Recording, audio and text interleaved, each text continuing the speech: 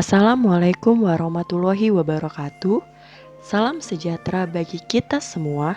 Shalom, Om Swastiastu, Namo Buddhaya, Salam Kebajikan. Pada kesempatan kali ini, kami akan mempresentasikan terkait ruang kolaborasi topik 5, yaitu pengukuran pemahaman belajar peserta didik atau assessment. Secara berkelompok bersama Ida Royani, Rendia Sinta, Mawar Jingga, dan Rizal Budianto. Pada studi kasus kali ini, kita akan membahas seorang anak yang bernama Diana. Diana merupakan seorang anak kelas 4 SD yang masih berumur 10 tahun.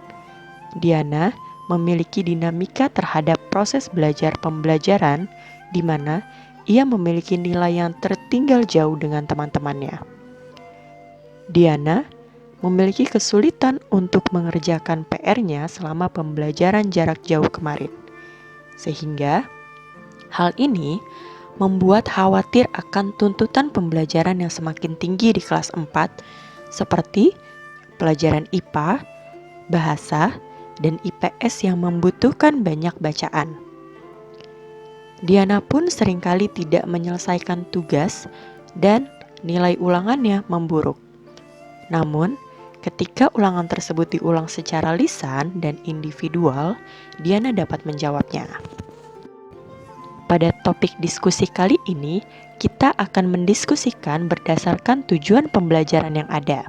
Pertama, bagaimanakah cara melakukan asesmen terhadap Diana?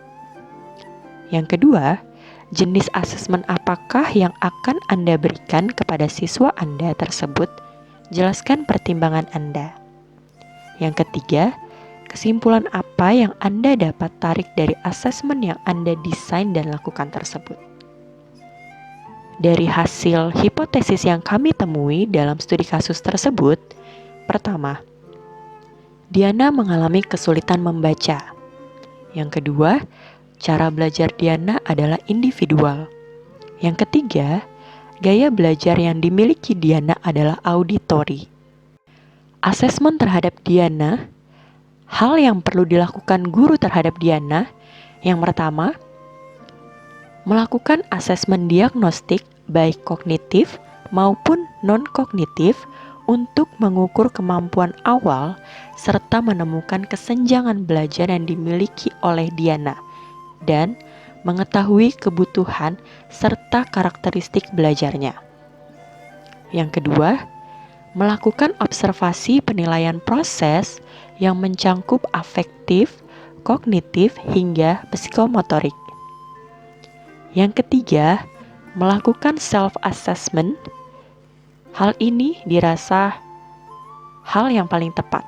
Dengan melakukan tes lisan, guru dapat menggunakan scaffolding dengan mendiktekan bacaan serta pilihan jawaban dari soal ujian.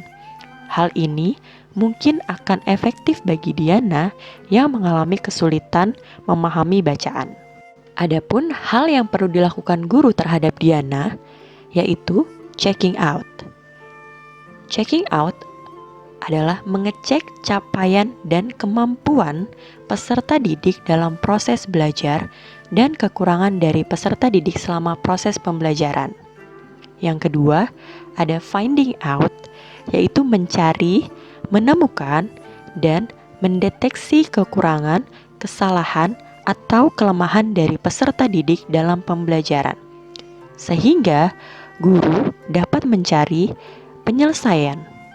Hal ini dapat dilakukan dengan berinteraksi dengan orang tua Diana ataupun melihat hasil tes diagnostik dan lain-lain untuk mengevaluasi serta merancang pembelajaran ke depannya.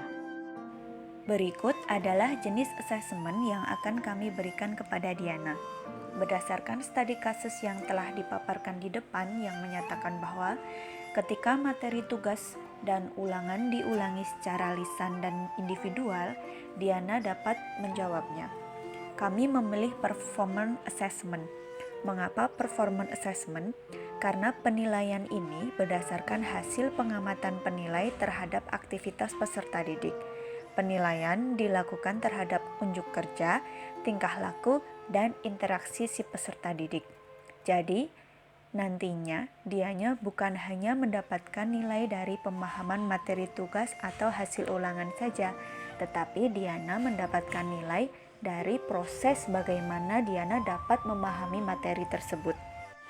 Pertimbangan kami dalam memilih performance assessment untuk Diana antara lain, yang pertama, performance assessment dapat dilakukan selama proses pembelajaran.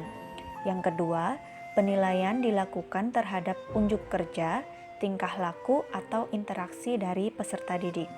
Dari kedua penjelasan ini, kami menekankan bahwa seorang guru harus bersifat objektif dalam menilai peserta didiknya. Yang ketiga, bisa dijadikan fungsi asesmen formatif, di mana nanti diharapkan dapat memberikan umpan balik pada guru sebagai perbaikan proses pembelajaran, juga dapat dijadikan perbaikan kepada peserta didik melalui proses remedial. Yang terakhir adalah asesmen ini tidak memaksakan peserta didik, karena fungsi asesmen formatif adalah tidak adanya standar ataupun kriteria ketuntasan minimal seperti yang ada pada asesmen sumatif. Kesimpulan yang dapat kami tarik dari proses merancang asesmen adalah: pertama, setiap peserta didik memiliki kebutuhan belajar yang berbeda. Sebagai guru atau pendidik, kita harus mampu menganalisis masing-masing kebutuhan pelajar peserta didik dengan mempertimbangkan tahap perkembangan dan tingkat capaian sesuai kebutuhan belajarnya.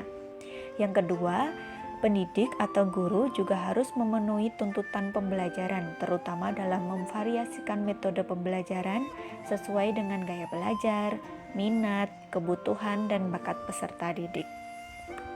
Yang ketiga, guru harus menggunakan jenis, teknik, dan instrumen penilaian baik secara formatif ataupun sumatif sesuai dengan karakteristik mata pelajaran, capaian pembelajaran, tujuan pembelajaran, dan kebutuhan peserta didik.